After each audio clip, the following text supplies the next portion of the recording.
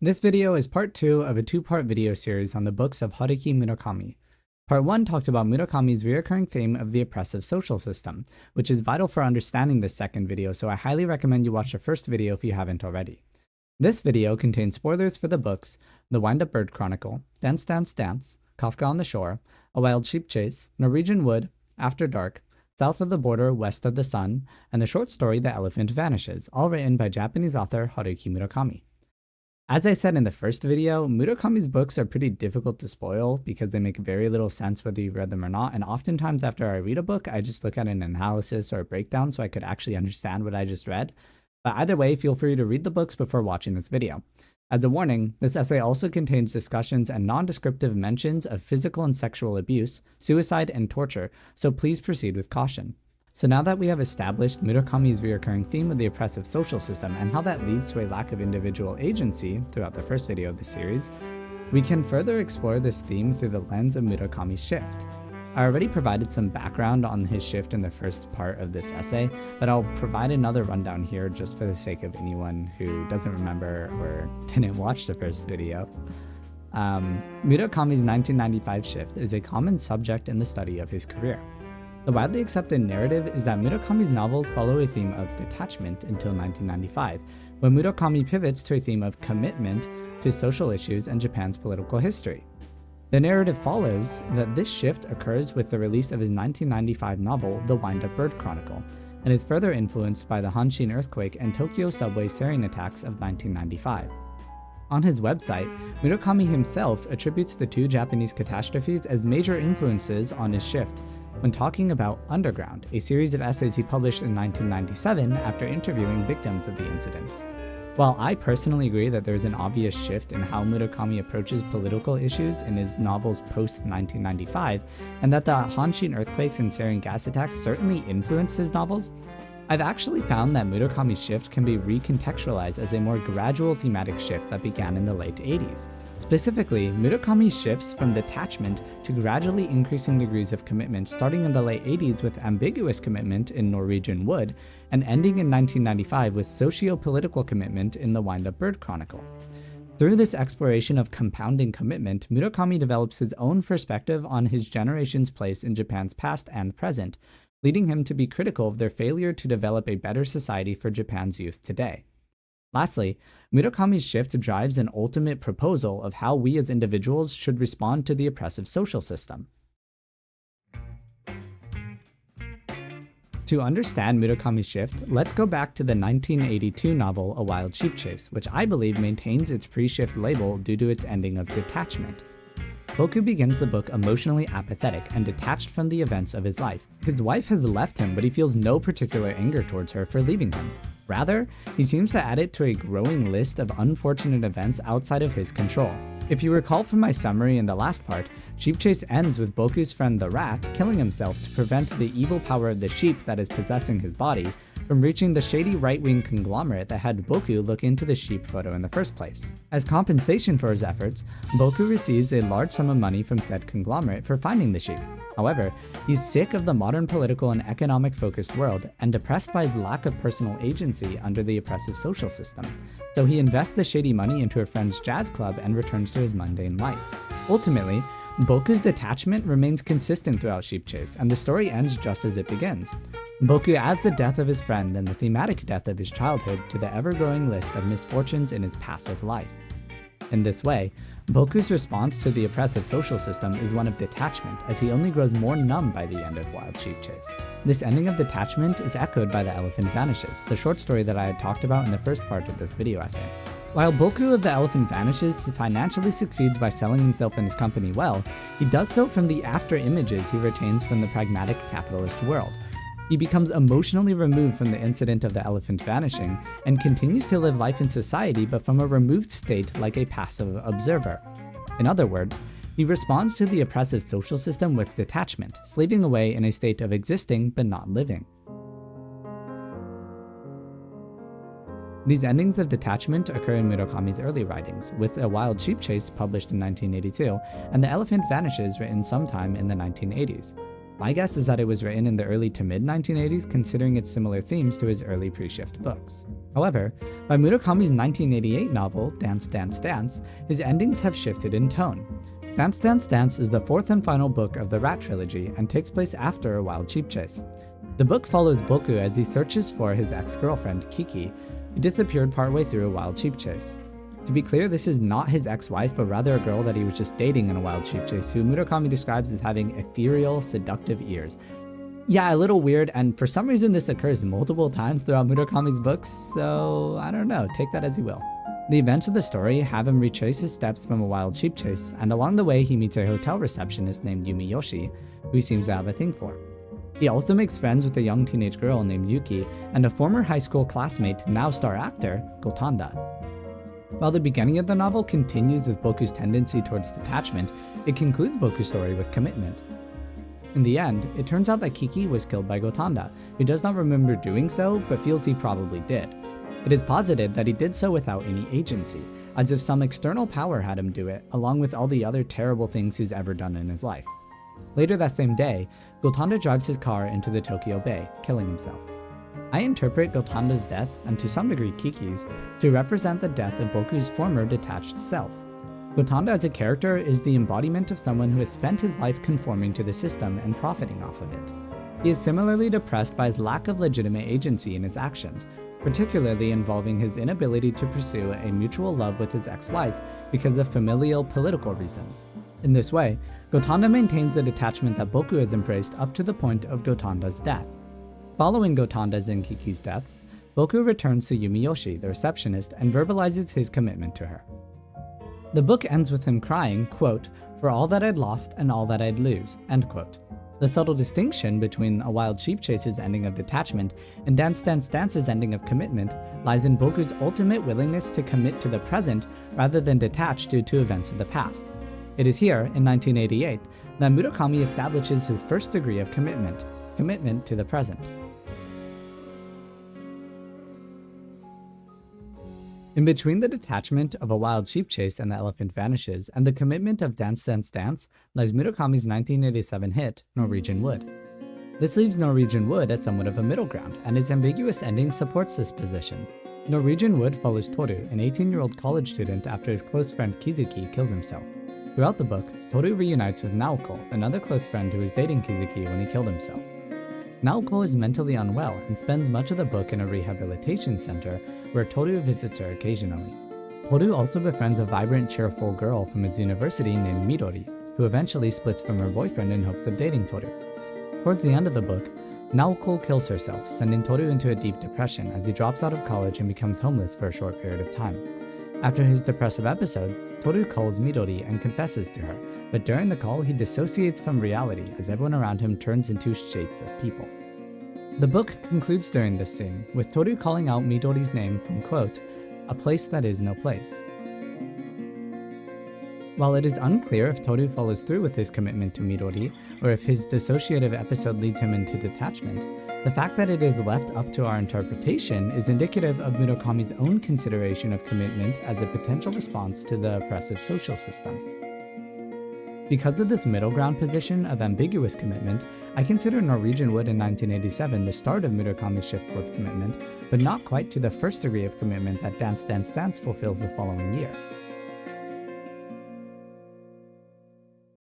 South of the Border, West of the Sun, published in 1993, builds on the commitment of Dance Dance Dance through themes of mutual interpersonal commitment to the present. The main character, Hajime, is a 36-year-old Japanese man who has succeeded financially and owns 2 thriving jazz bars. He has a wife and 2 kids, but has always felt like something was missing from his life. Descending into somewhat of a midlife crisis, he looks into his past to seek answers for his depression. This leads him to fixate on Shimamoto, a childhood sweetheart he was separated from in high school. After remembering Shimamoto, he has a chance encounter with her and learns that she is in a similar position of midlife crisis to him.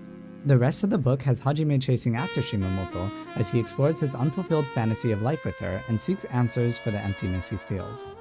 Towards the end of the book, Shimamoto disappears on Hajime and he returns home. He has trouble living in the present as he thinks about Shimamoto and struggles to choose between abandoning his family for Shimamoto or forgetting about the past to live in the present. In an uncharacteristic display of female agency from Murakami, Hajime's wife, Yukiko, confronts him with an honest conversation about their future. She is aware that he loves another woman, but criticizes him for being so selfish and assuming that he is the only one who has given up anything to get to where they are. She explains how long before she met him, she too gave up her dreams in order to commit to a life of the present. Furthermore, she is angry that he never once considered how lonely she would feel if he left, or how that would affect their children. But most of all, she's angry that he never asked her for her opinion on what she wants to happen. At the end of the conversation, Hajime tells Yukiko that he wants to begin life again tomorrow, which she retorts that he still hasn't asked her anything. He rephrases his statement to a question, quote, "I'd like to start a new life beginning tomorrow. What do you think?" End quote. To which she responds with, quote, "I think that's a good idea," end quote, smiling. Just to note, this is the scene that I mentioned in the first part of the essay, which feels like Murakami is criticizing himself for his own misogynistic tendencies. The final scene of the book is Hajime thinking about what his life will look like from this point forward, but fearing he lacks the strength to care for his wife and kids. Quote, "All strength was drained from my body, as if someone had snuck up behind me and silently pulled the plug. Both elbows on the table, I covered my face with my palms. Inside that darkness, I saw rain falling on the sea. Rain softly falling on a vast sea with no one there to see it. The rain strikes the surface of the sea, yet even the fish don't know that it is raining. Until someone came up and lightly rested a hand on my shoulder, my thoughts were of the sea." End quote. It is unclear exactly whose hand it is that rests on Hajime's shoulder in the last line of the book. It could be his wife Yukiko's or his eldest daughter's. Whichever it is symbolic of commitment. The entire final portion of the book, with Yukiko's conversation and the concluding hand scene, is centered around the choice between detachment and commitment. Will Hajime respond to the system with detachment and remain stuck in the past with Shimamoto, or will he respond with commitment to the present? At the end of their conversation, Yukiko and Hajime choose to commit to the present, to each other, and to their kids. This is their decision that they make together, not just Hajime's decision. The hand reaching out at the end while Hajime wavers in his decision is almost a reminder that Hajime is not alone in this commitment. This is the distinction that South of the Border, West of the Sun compounds on top of Boku's commitment to the living in Dance Dance Dance. Part of what it means to commit to the present is to commit to those around oneself, and through mutual commitment, individuals open themselves up to each other's support. To this end, South of the Border, West of the Sun reveals Murakami's second degree of commitment, social commitment. Lastly, we come to our big shift book, the Wind-Up Bird Chronicle. Made up of 3 books published throughout 1994 and 1995, the Wind-Up Bird Chronicle differs from Murakami's prior novels in its narrative interactions between the intra-diegetic present and Japan's social and political history. That is to say, the novel explores in-depth stories of Japan's past, and the events and themes of these stories influence the characters of the book's present. Specifically, Murakami imagines loosely historically based wartime scenes surrounding Manchu Kuo, the Japanese puppet state which was founded when they colonized Manchuria in 1932 and abolished in 1945 at the end of the war. So while it's kind of difficult to explain to someone who hasn't read the book, in essence, these stories of Japan's past drive the internal development and external actions of the main character and most of the sidecast. Up to Wind-Up Bird Chronicle's release, Murakami's novels have often referenced major Japanese historical events, but from a place of after-the-fact detachment, sort of like saying the past was asked but it happened at a different time and in a different place, therefore it doesn't matter too much. While Wind-Up Bird Chronicle is like saying the past was asked, but the things that led to the past being asked have continued to exist in modern society, making modern society asked as well. So kind of 2 very different realms of approaching Japan's past. Therefore, it is the active narratological interactions with Japan's political past in the Wind-Up Bird Chronicle that most scholars are referring to when discussing Murakami's 1995 shift to commitment. Furthermore, it is this commitment to engaging with Japan's past to inform one's actions in the present that Wind-Up Bird Chronicle layers on top of the social commitment of South of the Border, West of the Sun. The Wind-Up Bird Chronicle follows Toru Okada, a middle-aged, unemployed Japanese man who does house chores and kills time while his wife, Kumiko, is at work. One day, their cat, which they adopted shortly after getting married, goes missing. Following the cat's disappearance, Toru and Kumiko start to drift apart, until one day she disappears. At this point, a dual plotline emerges around the pointless violence that resulted from Japan's invasion of modern Manchuria in the 1930s in conflict with Russia during World War II and Toru's present-day life. The day of Kumiko's disappearance, but before Toru realizes she is gone, Toru is visited by a man named Mamiya. The man was a friend of Mr. Honda, a prophet who Kumiko's family had Toru and Kumiko regularly visit as a condition for their marriage. Mamiya came to bring Toru a gift that Mr. Honda had left for Toru in his will. The gift turns out to be an empty box, but while visiting, Mamiya tells Toru about his time in the war with Mr. Honda. The story has Mamiya, a recent college graduate who was assigned to map making when deployed to Manchukuo in the 1930s because of his degree in geography. Eventually, Mamiya is assigned to a secret mission with Mr. Honda and a few other inexperienced Japanese soldiers. They accompany an experienced Japanese intelligence spy into Soviet and Mongolian territory, but are eventually caught by a group of Mongolian soldiers.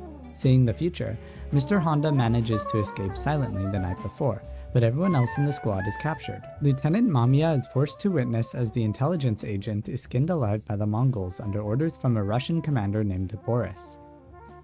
Mamiya is then dropped to the bottom of a dry well where he spends several days dipping in and out of some surreal subconscious world. He explains his time at the bottom of the well as transcendental and is eventually saved by Mr. Honda.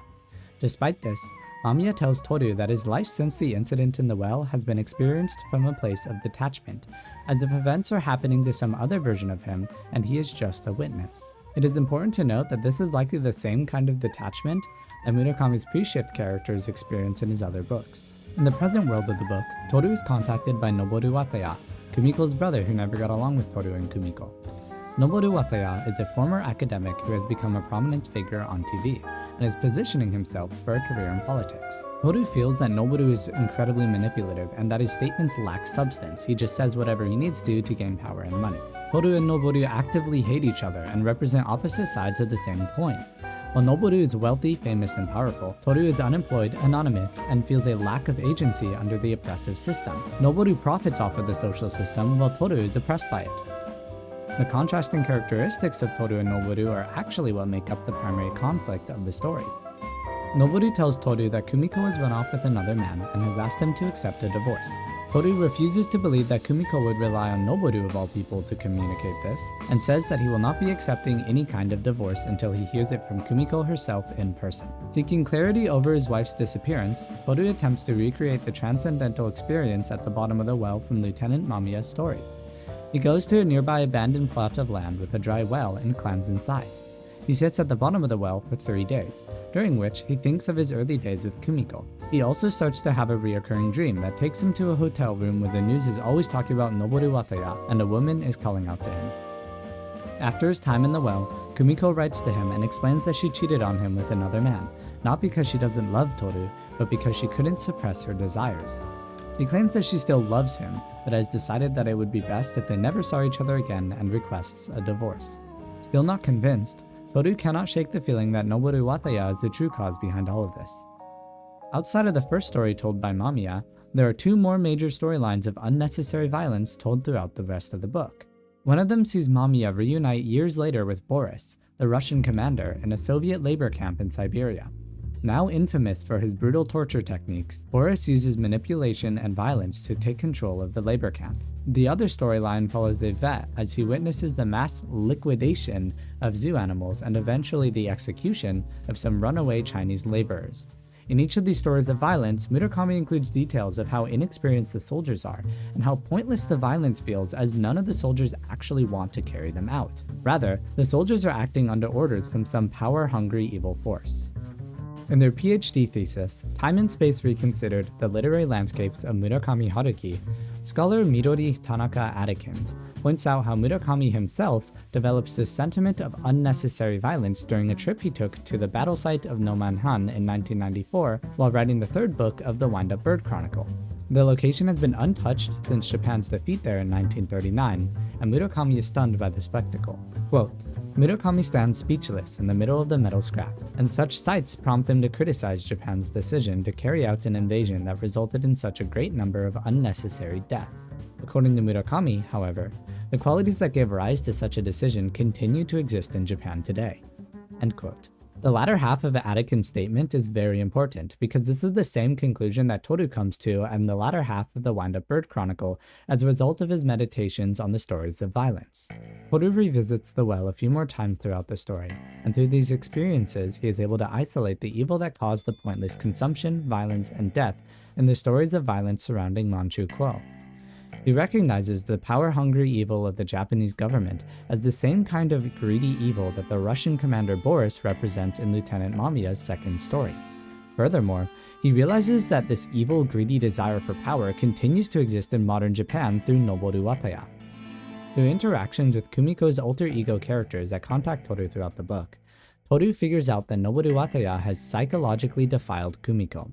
This is a really weird point, because they make a point to say that he did not physically defile Kumiko, but just psychologically defiled her. I don't know what that means, and they never say what that means. It's kind of confusing and weird, and I really don't know myself, but the key point here is that Noboru Wataya is manipulating Kumiko into distancing herself from Toru, and I think that's what Murakami really wanted to get across with this plot point. Noboru is doing this because Toru is Noboru's opposite and can see through Noboru's surface layer appeals that he uses to control society. Ultimately, thanks to his exploration of Japan's past, Toru commits to fighting Noboru in the present. He kills Noboru in the subconscious cognitive realm, which sends Noboru into a coma in the real world. Kumiko then unplugs Noboru's life support and turns herself in. The book ends with Toru committing to wait for Kumiko as she serves her sentence. However, the commitment of the Wind-Up Bird Chronicle is much deeper than just Toru's commitment to Kumiko. The novel displays Murakami's newfound commitment to tackle modern social issues with lessons from Japan's political past. This is Murakami's final layer of commitment, socio-political commitment. Okay, so for convenience sake, from this point forward, I'm going to operate on a reorganized grouping of Murakami's books. Books before Norwegian Wood will be referred to as pre-shift books. Releases between 1987 and 1995, which are basically just the books I just analyzed and explaining Murakami's shift, will be referred to as mid-shift books, and books released after the Wind-Up Bird Chronicle will be post-shift books. In this context, I think the only post-shift books I will cover are After Dark and Kafka on the Shore. And ultimately, the terms don't matter too much. Just for clarity's sake, if you're ever confused what I'm referring to when I mention a mid-shift or a post-shift book, this is the layout, the rubric, I guess.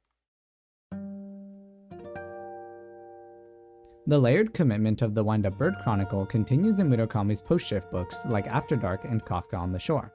Furthermore, comparing Murakami's mid-shift and post-shift books to his pre-shift books reveals how his shift has influenced his own perception of the role of his generation in Japanese society. This is apparent through his consideration of youth and Japan's future in his books. In his pre-shift stories, Murakami rarely writes any characters younger than the protagonist. A Wild Sheep Chase and The Elephant Vanishes follows this format, and his early shift book Norwegian Wood even continues this trend. In these cases, the main victims of the oppressive social system are people of Murakami's generation, and despite their hardships, there's very little sympathy for these characters. For example, when Boku's wife leaves him in A Wild Sheep Chase, he doesn't blame her. In fact, he doesn't even pity himself after the fact, he just passively recalls the account from a place of detachment. And as the audience, it's very rare that we're actually ever called to sympathize with him. This attitude towards Murakami's generation remains consistent in his mid-shift and post-shift novels as well. However, starting with Dance Dance Dance, Murakami starts to regularly include characters of a younger generation, Japan's youth. In contrast to the detached, pitiless characters of Murakami's generation, these characters of youth are almost always depicted in a light of sympathy. Murakami writes them as innocent bystanders caught in an oppressive system that they had no part in making. One of the side plots of Dance Dance Dance is between the protagonist Boku and a young teenage girl named Yuki. He first meets her while in Sapporo, where he is asked to accompany her back to Tokyo to reunite with her mom, who forgot her while in a rush to return home. Yes, her mom literally forgot her daughter in another part of the country. This hints at the neglect that Yuki suffers as her mom, Ame, is a famous but crazy photographer, and her dad, Hiraku Makimura, is a pragmatic, trashy author who sold his soul to capitalism. Neither of her parents are really good parental figures. Her mom is incredibly neglectful. While not intentional about it, Ame only ever pays attention to Yuki when she seeks emotional support from her daughter. Accidentally leaving Yuki stranded in Sapporo is just one of many incidents of neglect between the two. At the same time, Ame has moments of deep tenderness with Yuki that leave Yuki emotionally confused. It's the kind of inconsistent relationship that you may read about as a textbook example of ambivalent, avoidant attachment style parenting. Yuki's dad, while not as inconsistent as Ame, parents from a distance. He uses his money to buy Yuki things and pays other people to take care of her, like when he offers to pay Boku a high wage to serve as a sort of pseudo-guardian to Yuki since he's one of the few people that she seems to like. While Hiraku, her dad, does occasionally make an effort towards bonding experiences, their relationship is strained and she tends to not reciprocate his efforts. Overall, Yuki seems mostly bored by her dad and holds him in a very low regard. These two adults incapable of parenting have left Yuki to fend for herself as an emotionally unstable young teen living in an oppressive social system. And beyond anything else, they've left Yuki feeling incredibly lonely, something that Boku and we as the audience sympathize with. It is this lens of sympathy that Murakami uses in writing his characters of youth like Yuki that illustrates how he views his own generation. Through a lens of social critique, it becomes clear that Yuki's parents, in combination with Boku's friend Gotanda, represent Murakami's generation. After all, Hiraku's full name, Hiraku Makimura, is just Haruki Murakami rearranged, and much of Yuki's criticisms of her dad seem to be Murakami's own criticisms of himself. Gotanda, Boku's famous actor friend, reflects the characters of detachment who conform to the oppressive social system, and the people of Murakami's generation who continue to perpetuate the toxic traits of this system. While each of these adults are struggling with their own problems and are in some way oppressed by the social system, their obsession with their own plight leads them to neglect and even harm Japan's youth. This narrative of sympathy for Japan's youth is retold in almost every one of Murakami's stories following Dance Dance Dance. In South of the Border, West of the Sun, it's Hajime's daughters who are neglected as Hajime explores his fantasies with Shimamoto. In Kafka on the Shore, it's 15-year-old Kafka who runs away in a futile attempt to escape the strange, abusive plot carried out by his dad. In After Dark, it's Mari and Eddie Asai who have no choice but to subject themselves to the voyeuristic gaze of capitalism, the young Takahashi boy who is pressured into studying law over playing the trombone, and the 19-year-old Chinese sex worker who is beaten and robbed by a middle-aged Japanese salaryman. Furthermore, in each of these stories, the people who carry out the will of the oppressive social system and harm Japan's youth are of Murakami's generation. Through these plotlines, a narrative starts to form around the role of Murakami's generation in creating and reproducing the oppressive social system. After World War II came a period of peace and social support that Japan had not seen in a long time. Those born into these early years of peace, specifically Murakami's generation, were not weighed down by the experiences of war and violence that the older generations carried.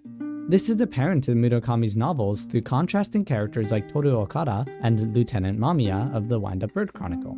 While aware of Japan's history, Toru does not carry the same trauma and detachment that Lieutenant Mamiya carries as someone who participated in the war. This allows Toru to strive for a better future while Mamiya remains stuck in the past. Through this, Murakami seems to feel that his generation had the opportunity to build a better society that wouldn't reproduce the oppressive social systems of Japan's past. However, with the failure of the Ampo protests in 1959 and 1960, his generation failed to create this ideal society they were hoping for. This is also apparent in the criticisms Murakami has of the student protests of 1968 and 1969 that I mentioned in part 1 of the essay. By 1968, it was too late. The oppressive social system had already gelled into place. The students' acts of defiance of the system only brought unnecessary suffering to those around them. Instead of building a better world, Murakami's generation detached from it and created the economic-focused capitalist mess that we have now. Murakami's attitude of blame towards his own generation remains consistent between his pre-shift, mid-shift, and post-shift novels. His lack of sympathy for characters of his generation is because he feels that they are at least partially to blame for the evil social system that is oppressing them. However, through his shift to commitment, Murakami starts to recognize the impact that their failure will continue to have on Japan's future, and how their actions continue to reproduce the evil of the system. The sympathy for characters of youth in his stories reinforce this idea. While characters of Murakami's generation may deserve on some level the oppression that they experience, these characters of youth had no role in creating the oppressive social system. They were just dropped in this messed up world, and because of Murakami's generation, they have to deal with the oppression of the system. Furthermore, this realization pushes Murakami to recognize how his generation has continued to reproduce the evil of the system through their selfishness. The detachment of his characters leave Japan's youth neglected and emotionally vulnerable, and the greed for power and money seen in his other characters of his generation, like Noboru Wataya, are the very forces that continue to drive the oppressive social system. It is like Murakami's shift caused him to realize that his generation is no longer the helpless failure oppressed by the system they created in their ignorance. but are now the very people continuing to fuel the system as the brute of Japan's workforce. For the record, I just want to say that I personally don't think that Murakami's generation is entirely to blame for this. I mean, the failure of the Anpo protests in particular was definitely not just due to a lack of effort on their part. There were a lot of forces at play here. However, I do think that it is important to recognize the extreme degree of criticism that Murakami views himself and his generation with, and how that manifests in his books.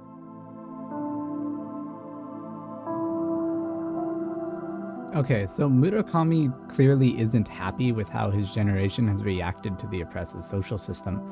But how does he propose that the individual respond to the social system given their lack of individual agency as an alternative? What would he have people do instead? Through his shift, he raises the idea of detachment versus commitment, which he clearly prefers commitment in the post-shift present. However, his books also explore the idea of social conformity versus social rejection, and he does this through a number of characters that either conform to the system or reject the system entirely. The student rioters in the student protests of 1968 to 1969 fall into the latter category. They reject the system entirely and riot as an act of defiance. However, Murakami clearly does not approve of their actions, as they're an inconvenience in Norwegian Wood and even kill Masayuki's lover in Kafka on the Shore. In this sense, Murakami portrays complete rejection of the system as dangerous and futile. Yet he doesn't fully approve of conformity either. Gotanda's complete conformity in Dance Dance Dance not only maintains his unhappiness in not being able to pursue a future with his wife, but it also causes him to kill Kiki, and this ultimately leads to his suicide. Murakami's other detached characters also reflect this warning against complete conformity, with characters like Hajime from South of the Border West of the Sun feeling extreme discontent in his life and neglecting his family for his own personal gain, or Lieutenant Mamiya, who has spent his life in a state of existing but not living, or even Boku from The Elephant Vanishes, who upon conforming to society enters a similar state. Lastly, Murakami even portrays conformity as evil in some of his novels, like the case of Noboru Wataya of the Wind-Up Bird Chronicle. Noboru is the ultimate Mr. Media Capitalism. He lives by the oppressive social system, using fame and manipulation to gain money and power, and vice versa. Murakami's inclusion of characters like Noboru shows that he believes that conformity can be evil just as rejection can be evil. The concept of conformity versus rejection is further explored through Murakami's portrayal of art. He seems to believe that true art must live outside of the systems that control us. In order to produce true art, you must reject the system entirely. In contrast, the pragmatic art that sells well is watered-down capitalist art. It's not real art because it is made from conformity. With this explanation, you would expect Murakami to embrace real art and diss on watered-down capitalist art, but he actually does the opposite. This is most visible through Yuki's parents in Dance Dance Dance. As I previously mentioned, her mom is a talented but unstable photographer. Her dad, on the other hand, is a wealthy author who writes novels of little substance that sell well. Her mom represents real art, while her dad represents watered-down capitalist art. And similarly, her mom represents social rejection, while her dad represents social conformity. Murakami certainly criticizes both parents, but he actually seems to side with the methods of her dad. This is kind of obvious considering that her dad represents Murakami himself, but Murakami seems to feel that while art of conformity is fake and phony, it makes money and allows one to live connected to others. Real art, however, can only be made from a place removed from society. Real artists are the kind of people that ruin the lives of those around them. Their social rejection causes them to embrace isolation and abandon those close to them. This concept is echoed by Kafka's dad in Kafka on the Shore. The man is a genius artist, but neglects his son, hurts those around him, and worst of all, he brutally murders all those cats. All to make a flute. Now, there are some flaws and inconsistencies with this interpretation I've put forward here. Firstly, while Kafka's dad certainly does embrace rejection in many cases, at the same time, as I pointed out in the first part of the video essay, ultimately Kafka's dad is conforming to the rules of the system, and therefore, he's also embracing conformity. The second flaw is that while Murakami certainly seems to prefer the parenting of Yuki's dad to Yuki's mom because he doesn't actively harm Yuki, at the same time, Murakami definitely doesn't encourage the conformity of Yuki's dad. It's as I said earlier, Murakami does seem to think that conformity is better than rejection, but he also doesn't think complete conformity is particularly good. He seems to embrace a more middle ground, somewhere in between, more like the protagonist from Dance Dance Dance, where he is conforming, but he's conforming through commitment. And this, I think, is the key point here. Murakami proposes that the individual conforms through commitment. Social rejection will only isolate you and bring harm to those around you. At the same time, don't blindly conform to the system through detachment, because it'll leave you in a state of existing but not living, blindly following the scriptures of the system. Rather than either of these options, conform to the system in whatever way is necessary to remain connected to others. Through conformity, oppressed individuals can group together and might stand a chance against the oppressive social system. I mean, this is basically what the entire moral of After Dark is. While it kinda sucks that the youth of After Dark have to conform to the voyeuristic, oppressive social system, in conforming through commitment to each other, these people can remain connected and stand a chance against the system. It is through this lens of conformity through commitment that I want to revisit Murakami's quote in addressing Israel that I provided at the beginning of part 1 of this essay. In case you forgot the context, I'll give a short summary here and put it on the screen. In 2009, Murakami was awarded the Jerusalem Prize for the Freedom of the Individual in Society and was asked to make an appearance in Israel to receive his reward. In response, a Japanese pro-Palestine group requested Murakami not go to Israel in order to protest against the state of Israel's treatment of Palestinians in Gaza. Murakami decided to go for his fans, but criticized the actions of Israel in his speech at the event. Considering the relevance of this event with the escalating abuse in Gaza, I think this is an important topic to go over.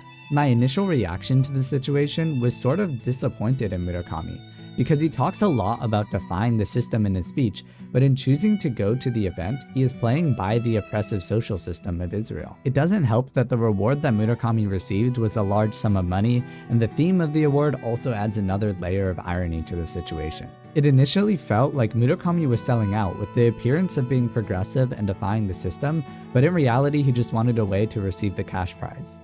However, after researching the situation a little more and getting more opinions on the matter, I realized two very important things. Firstly, Murakami's actions are not entirely conforming to the system. As he mentions in his speech, he chose to go and speak rather than say nothing. By staying in Japan and boycotting the award, Murakami would have certainly made a statement, but it would have remained within the circle of those already aware of the matter, like those who are already in support of the people in Gaza. In all likeliness, it would have been a passing news header that gets swept away by newer events after a week or so. The second important thing that I realized relates more closely to the things I've been discussing in this essay. I'm not here to tell you whether Murakami was in the right or in the wrong with his decision to go and speak. I will include a link to his full original speech in the description if you want to form your own opinion on the matter. What is important, however, is that his actions actually identically align with what he proposes in his post-shift beliefs. To boycott the award would be to reject the system entirely. Yet at the same time, Murakami does not blindly conform to the system either. In choosing to go and speak, Murakami remains within the bounds of the system, which keeps him connected to his fans in Israel instead of isolating from them. However, his conformity is not absolute, as through commitment to the well-being of those in Gaza, he speaks out against the state of Israel. Again, this is conformity through commitment. In this way, he's defying the system in ways he can, without completely isolating himself outside of the system. After all, during his speech, he says in his own words that, quote, "As individuals, we have no hope against the wall. To fight the wall, we must join our souls together for warmth and strength," end quote. To him, what matters most is that people remain connected, and so, his own actions in choosing to go and speak in Israel are a perfect example of how he proposes individuals respond to an oppressive social system. Okay, so at the end of the day, why have I spent hours researching Murakami's themes and over an hour in this video alone just talking about them? What's the importance of the themes of some Japanese author? While I do genuinely just find Murakami's books interesting, I also believe there are important things to consider for Murakami's critiques of society and the various takeaways that scholars and readers have gotten from his books. The idea of an oppressive social system is becoming increasingly relevant in the age of social media and soft power through capital, and I think Murakami's books warn us to be careful in how we choose to live our lives in response to these systems. I'm seeing a lot of people of my generation, myself included, becoming overwhelmed by our lack of control over our daily lives, and I think this is leading a lot of us to blame the modern systems of capitalism for our discontent with life. Despite this blame, however, we struggle to find any course of action that may improve our situation. Well, I'm sure that many of you watching this video feel that Murakami's proposed philosophy around how to live life under an oppressive social system is far too vague or ineffective. I think that his encouragement of commitment over detachment in particular is actually a really good place to start in developing our own ideas for how we want to keep living in this world. Okay, I'm gonna be honest, this video essay took me forever. I didn't initially think it would be such a large project. I thought it would maybe be a 40-minute video, maybe an hour long. And it's turned into a 2-part video essay with each part over an hour long, which is pretty crazy. This is my first time doing something like this, so I really hope that at least a few people found it entertaining. I could understand if it's like hard to pay attention for as long as this video essay is. And there's also a lot of really dense information here, so I really don't blame anybody who just like couldn't stick through it or, had to skip parts. Especially considering the topic of the essay is on Murakami, whose books are already hard enough to understand as it is. This essay is actually a continuation of an essay I wrote last fall while studying abroad at International Christian University in Tokyo, Japan. I haven't actually seen too many analyses of Murakami around YouTube, so my initial thought was to just turn the original essay into a video essay. But as I continued to do research on the topic, I realized that there was a lot more to talk about than what was just covered in my original paper. And to be honest, before working on this second part of the essay, I hadn't actually read the Wind-Up Bird Chronicle, which is a pretty essential book when discussing Murakami's shift from detachment to commitment. Even so, after reading the book, I was pretty confused because I felt like the book ended in less commitment than previous books like Dance, Dance, Dance and South of the Border, West of the Sun. So I was just really confused on exactly what kind of narrative I was going to tell within this second half of the video essay. But luckily, I had some wonderfully productive conversations with UC Berkeley Japanese literature professor Jonathan Zwicker, which led me to develop my argument around Murakami's shift to commitment that I presented in this video. Professor Zwicker is also the professor who introduced me to Murakami's works through a course that I took at the 2023 Waseda University summer session, so I'd like to give him a special thanks. I'd also like to thank Japanese culture and films professor Daisuke Miyao at UC San Diego for overseeing my research, providing some of his own input on my script, and overall just being really flexible with my rushed scheduling. Thank you again to everyone who watched this video to the end, or even if you just watched it for a little bit. This was mostly a passion project of mine, so I have no idea how well it'll do, especially considering that it's my first time ever making a video essay and it turned out obscenely long, so I don't know how the YouTube algorithm will treat it. Who knows? But all my sources are in the description, as well as a list of all the books that I used and any music I used in editing this video. So, bye.